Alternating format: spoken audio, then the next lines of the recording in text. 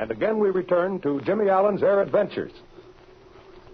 Not yet ready for his first solo flight, Jimmy was sent aloft by his instructor, Shorty Mason. But acting under orders from Mike Jones, Mason had knocked out the bolt holding the left wheel on the axle. As Jimmy took off, the wheel fell away from the ship. Jimmy's buddy, Speed Robertson, arrived at that moment. With Shorty Mason flying another school ship, Speed changed to Jimmy's ship in the air. But as he did so, Mason deliberately tried to shake him from the wing. Speed landed the ship Jimmy had been flying on the remaining good wheel, but the left axle dug into the ground, causing the ship to crash. Neither Jimmy nor Speed was hurt. Speed accused Mason of sending Jimmy up on a solo flight without any landings. This Mason denied. In reply to Speed's question, Jimmy answered that he had no landings. Mason called Jimmy a liar. Incensed by this and everything else he had taken from Mason, Jimmy leaped at him. Here they are, fighting furiously near the wrecked ship out on the airport. All right, you guys, cut it out. There's enough of that. Look out for that wrench, Jimmy. Drop that wrench, Mason. Drop it, I tell you, or I'll knock you over into Clay County. Cut it out. You heard what I said? Must feel that one myself, right on that scrawny beak of his. Oh, boy. You sure knocked him for a loop, Speed. Yeah, maybe that'll teach him to fight fair the next time. He don't know what that means. All right. I guess that's enough. You're never satisfied, Robertson, unless you smash somebody in the kisser. Someday you're going to take on someone your own size. And I'd pay $100 for a ringside seat when that happens. That'll be just about enough out of you, Mike. It wouldn't take much urging to get me to rearrange that fat map of yours. Oh, yeah? Well, you just try laying your dukes on me once and see what happens. That is, if you're able to. Here, you, Flash. Help Mason into the locker room. And get a wrecking crew out to pull in this ship. Okay, Mike. Here, Shorty, put your arm over my shoulder. You know, someday, if you pick the right guy, maybe you'll win a fight. Now, listen, Mike. I've got something to say to you, and I might just as well say it right now. All right. Go ahead and shoot off that big mouth of yours. But make it snappy. I got more important work to do than to stand around gassing with some half-baked airlines pilot. You better watch yourself, Mike. I might not be able to hold this hand back if you let out another crack like that. Jimmy? Yes, Speed? You go on down to the line and wait for me there. I want to have a few private words with Mr. Jones. Okay, Speed. Now, here's what I've got to say to you, Mike, and I will make it snappy. The less I talk to you, the better I like it. That goes for me, too. Unless there's a change made, the Central Flying School is going to lose a transport student. Just what do you mean by that, Robertson? I mean that Jimmy Allen won't continue at Central Flying School. Oh, no? Grand National Airways has signed a contract for a complete transport course. And whether Allen continues or not, they're going to pay over that dough. We'll see about that.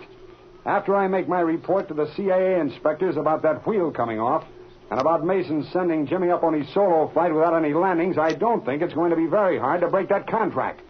Now, Mr. Jenkins has asked me to look after Jimmy's flying instruction. He'll do anything I say. Now, listen, Robertson. And what's more, I'd take Jimmy out of Central Flying if there was another transport school at this airport. All right. Take him out of Central Flying School. See how much I care. But I'll tell you this much. We'll get our money if we have to go to law about it. Fine. Go your limit. Well, I'll tell Jimmy to get his things. I'll go right over and see his mother and see if I can get her permission to send Jimmy out to California, to a school that's run by an old buddy of mine. Now, wait a minute, Robertson. I'll tell you what I'll do. If you and Jenkins will let Allen stay here, I'll assign him to a new instructor. I can see you don't like Shorty Mason. Yeah, I'll say I don't. But no, that's no go. Well, for crying out loud, what else can I do? I've suddenly decided, Mike, that I don't want any instructor at Central Flying School to teach Jimmy Allen how to fly. Now, here's what you're going to do. You're going to take on another instructor. And who might that be? It might be a gentleman by the name of Speed Robertson. A gentleman, did you say? Now, watch yourself, Mike. Your proposition is out, and that's final. Okay, then Jimmy leaves. Wait a minute. I think I'll take your proposition after all. You go on as an extra instructor. Your only student will be Jimmy Allen. Oh, you changed your mind in a hurry? Okay, that's fine. Will you have time enough with all your other work? I'll make time. That may have to be a little bit irregular, but we'll work out a schedule that'll be satisfactory all around. All right. You let me know when it'll be convenient for you to give Jimmy his flying lessons, and I'll see that the ship always ready for you. Good. I'll make out a schedule later on today.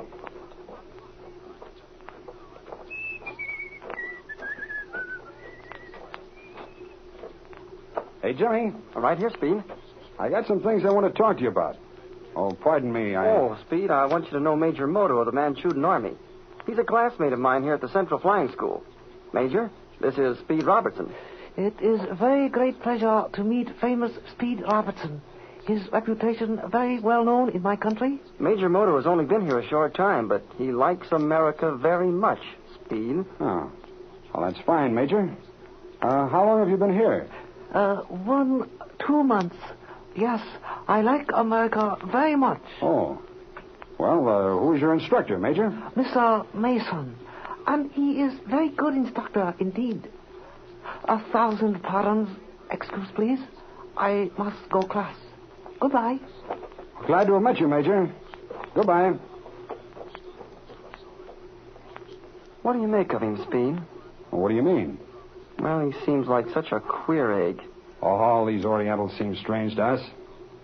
Say, that's funny. Now what, Jimmy? You know, you happened to ask him the same question I did, about how long he had been in this country. When I asked him, he said 2, 3, maybe 4 months. And just now, when you asked him, he answered 1, 2 months. Well, Jimmy, I think you're making something out of nothing. It always seemed to me all Orientals were inclined to be indefinite. I don't see that it's very important anyway. Speed, there's something I want to ask you. Well, shoot. Well, it's about this new jet ship they're building for the government down at the Army experimental shops. Yeah? Well, what about it? Well, didn't you say something about how some other nation would be eager to get hold of the plans of this plane? Well, I might have said something like that, Jimmy. I just don't remember what it was. However, it's true that almost any foreign nation would be tickled to death to be able to duplicate it. But why this sudden interest, Jimmy? Oh, nothing much, Speed, but it would be a pretty serious thing, wouldn't it? If, for example, some of the plans for this new plane were suddenly to disappear? Well, I should say it would be very serious, Jimmy. But don't let that worry your head. As I told you, the factory down there is guarded like a bank. There wouldn't be a ghost of a chance of anyone's getting away with anything like that. But say, here, you're not holding out on your old buddy, are you? Why not? What do you mean, Speed? Well, when you get through with that copy of how old King Brady unmasked the international spy, you let me read it too, will you? Oh, quit kidding, Speed. I'm not reading anything like that. Now, come on, Jimmy. You can trust me. I won't snitch on you. I begin to get the drift. But don't you think it would make a better story if some officer with a long beard and an unfriendly disposition were here learning to fly instead of this Major Moto? Well, I don't think that's so funny, Speed. Such things happened before the war, didn't they? Oh, I suppose so, Jimmy. Maybe about once for every million times it happened in fiction. Speed, how soon are you going to start flight testing this jet ship? Well, I don't know, Jimmy. Pretty soon now, I guess.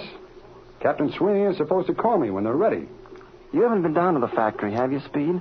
Since the other night? Well, no, I haven't, Jimmy. Hey, tell me, why all the interest?